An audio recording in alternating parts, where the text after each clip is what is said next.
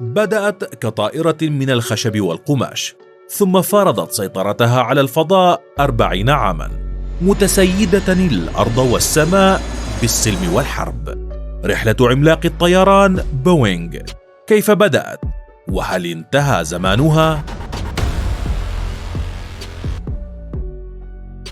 عام 1967 في منطقة نائية بإيفرت شمال سياتل بالولايات المتحدة، بدأ العمل على بناء مصنع بوينغ، وحين انتهى بناء المعمل كان أضخم مبنى في العالم من حيث الحجم بحسب موسوعة جينيس للأرقام القياسية، إذ يحتل مساحة 13,300,000 متر مكعب، أي أنه يتسع لديزني لاند داخله وتبقى مساحة خارجية واسعة.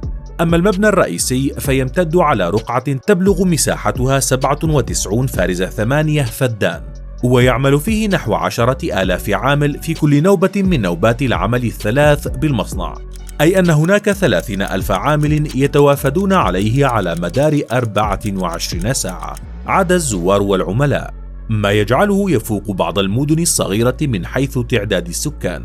كذلك يحتوي محطة إطفاء خاصة به، وفيه 6 مقاه من أكثر المقاهي اكتظاظا بالعملاء، ونتيجة مساحته الكبيرة يوفر نحو 1300 دراجة هوائية للتنقل ومراكز طبية ومطاعم، وعلى الزائر اتباع إجراءات عديدة قبل الدخول إلى المبنى، منها ارتداء الأحذية المناسبة التي تغطي القدم بالكامل. كذلك يلزم ارتداء نظارات خاصة لحماية العين طيلة الوقت. وخلف هذه الفوضى الداخلية الجنونية يوجد منهاج منظم لتقسيماته، فلكل طائرة تصنع في هذا المكان مساحة خاصة فيها، والمساحة الأكبر طبعاً أفردت لبوينغ 747 المدللة. باختصار، تحتاج عزيزي الزائر لأخذ نظرة عامة على هذه الإمبراطورية لأسبوعين على الأقل، وهذا الحديث فقط عن معمل إيفرت، بينما تتوزع مصانع بوينغ عبر أكثر من 10 مدن تحتضن مصانع الشركة ومقراتها الإدارية والفنية التي يعمل تحت رايتها أكثر من 168 ألف موظف يتوزعون في الولايات المتحدة وفي أكثر من 65 دولة أخرى.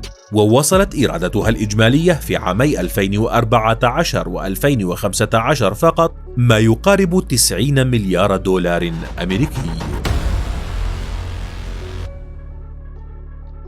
عام 1910 شهد تأسيس أول مصنع طائرات بالتاريخ، حيث اشترى الأمريكي ويليام بوينغ حوض بناء السفن ويليام هيث في سياتل في واشنطن.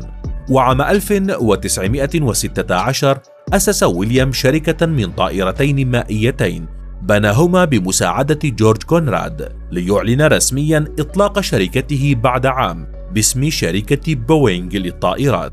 ولم يكن يتخيل رائد الطيران الأمريكي وقتها أنه يضع نواة شركة سترأس صناعة الطيران التجاري والعسكري في العالم لعقود، وستكون واحدة من مراكز الثقل المؤثرة في اقتصادياته، إذ امتدت تعاملات بوينغ اليوم إلى 150 دولة حول العالم، وتوسعت منتجاتها وخدماتها. فإضافة إلى تصميم وتصنيع الطائرات التجارية والعسكرية، دخلت مجال الأقمار الصناعية والأسلحة والأنظمة الإلكترونية والدفاعية ومركبات إطلاق الصواريخ وغيرها. كذلك احتفظت بوينغ بمركزها كمنتج أول للطائرات التجارية على مدى عقود، وبات للشركة ما يناهز 10,000 طائرة تجارية في الخدمة حول العالم، أي ما يشكل حوالي 50% من الأسطول العالمي. كذلك يتم نقل 90% من حمولات الشحن بالعالم على متن طائرات الشحن بوينغ. شهدت مسيرة عملاقة الفضاء عدة كبوات في التاريخ. كانت الأولى في السبعينيات حين تكبدت خسارة فادحة اضطرتها لفصل أكثر من 80,000 موظف، أي ما يقارب 50% من كادرها. وعام 2019 تعرضت شركة بوينغ لأزمة حادة بعد سقوط طائرتين لها من طراز 737 ماكس في إندونيسيا وإثيوبيا لتحظر الطائرة دوليا، ما تسبب بخسائر فادحة للشركة انعكست على الاقتصاد الأمريكي كله. لتقرر شركة بوينغ إقالة رئيسها التنفيذي دينيس مويلنبرغ في يوليو عام 2020 بعد أن بلغت خسائرها 3 مليارات دولار. وآخر أزمة تعرضت لها بوينغ كانت مطلع عام 2020 بعد سقوط الطائرة الأوكرانية من نوع بوينغ 737 في إيران الذي أسفر عن مقتل 170 راكباً. لتتجدد أزمة الشركة وتضطر لاقتراض 10 مليارات دولار من البنوك.